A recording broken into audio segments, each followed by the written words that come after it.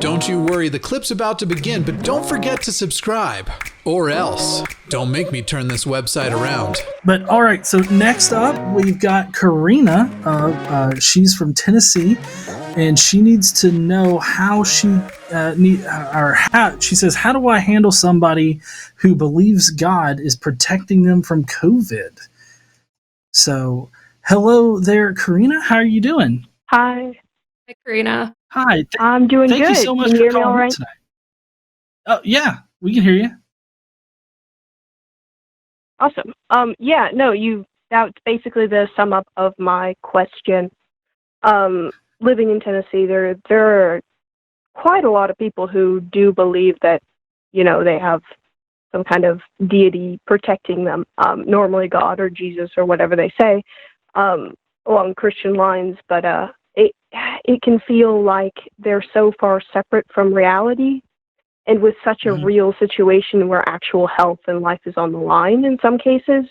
How do you even approach that? Because I feel like sometimes approaching it scientifically is unhelpful, because they're so distanced from science at that point.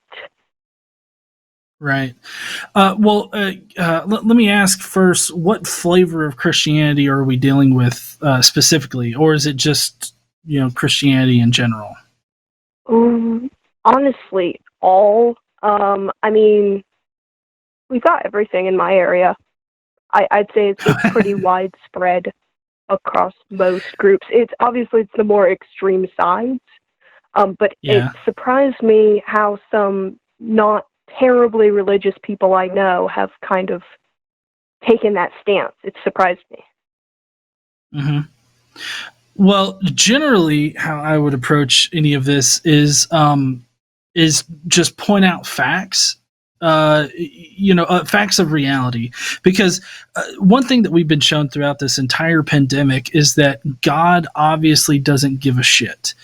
Just blatantly putting that out there, because if you look, every time you have a prominent preacher that has said, "Oh, COVID is protecting me and my congregation, we will not get COVID." I think that was it was E.W. White recently, I think was the preacher. Anyways, you can find stories about this everywhere. He's just one example.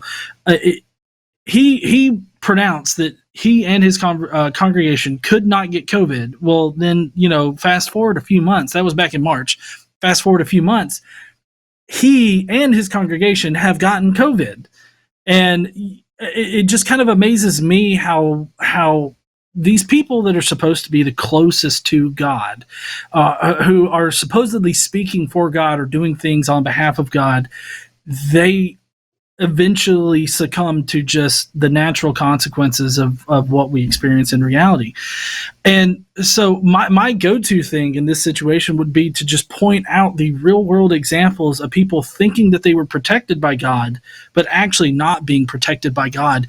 You can even extend this to non-pandemic things, where, you can bring up how, I forget the pastor's name, but there was a pastor that proclaimed that flooding and hurricanes and all that only happened to areas that were that supported the LGBTQ community. And like, if your house got destroyed, then you supported the LGBTQ community in some kind of way. Well, his house ended up getting flooded and destroyed. So it's kind of a weird, the turntables have turned kind of situation. I generally try to stick to the more analytical thing of pointing out facts of reality, showing how God obviously isn't protecting people, when these are the people that he should be protecting, but obviously he's not. I would try to start there and then try to advance the conversation a little bit, try to get them to think around their faith a little bit, I guess.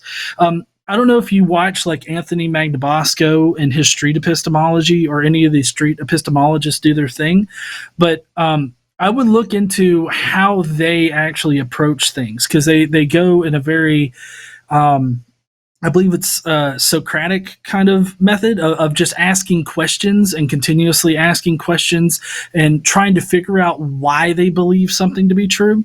And so I would say look at street epistemology and see how they ask questions and get people to kind of, think around their dogmatic kind of faith.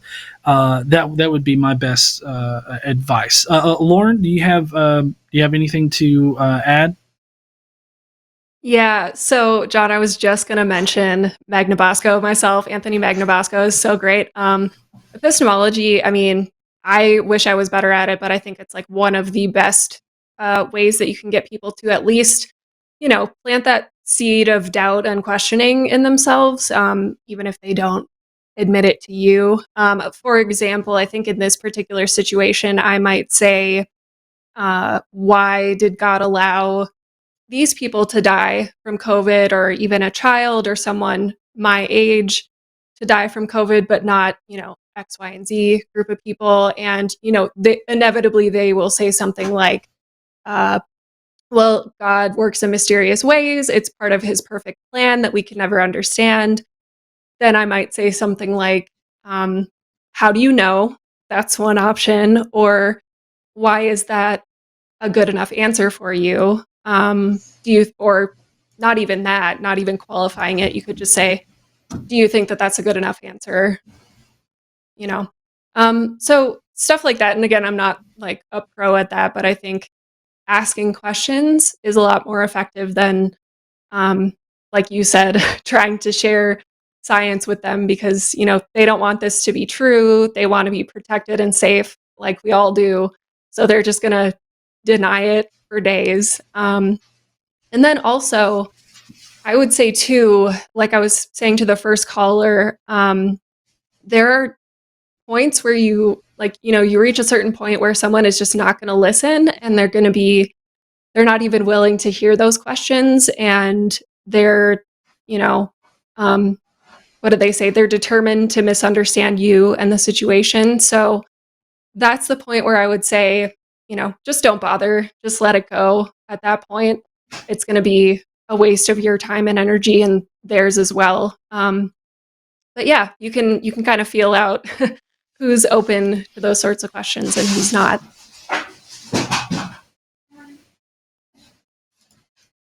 Yeah, that's good advice. Thank you. I think I encounter the well, God works in mysterious ways sort of argument very, very often.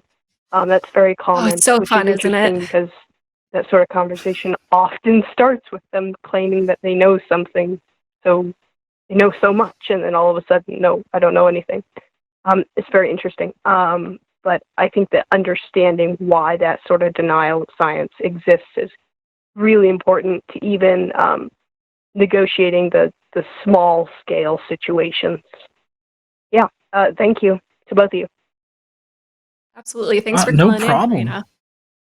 Yeah, thank you for calling in, because that's one thing that's really kind of been prevalent, that's been going around. It's one of those misinformation things that has infected a lot of people, and even killed some people that thought that they were being protected by God. So it's a pretty serious thing that's going around. Although I do have to say, I have to stop myself from laughing whenever I hear somebody say that they're covered in the blood of Jesus and that protects them from it.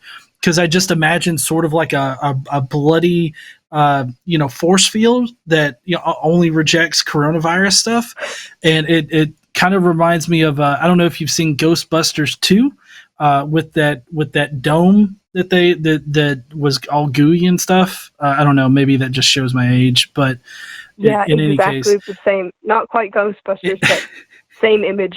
Yeah, no, I know what you're saying.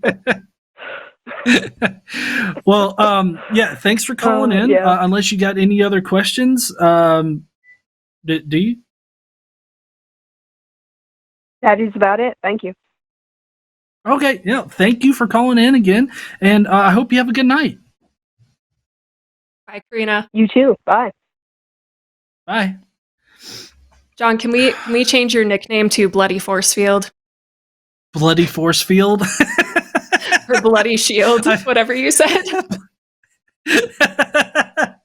I mean, because I remember specifically when the whole pandemic thing started and the religious people started going crazy about it. But there we go. I'm bloody shield now. There was a popular clip going around where a woman was in her car and was like, I'm not going to get COVID because I have the blood of Jesus protecting me. And I couldn't help but to think of like, does she think that like the blood's covering her? Is it invisible blood?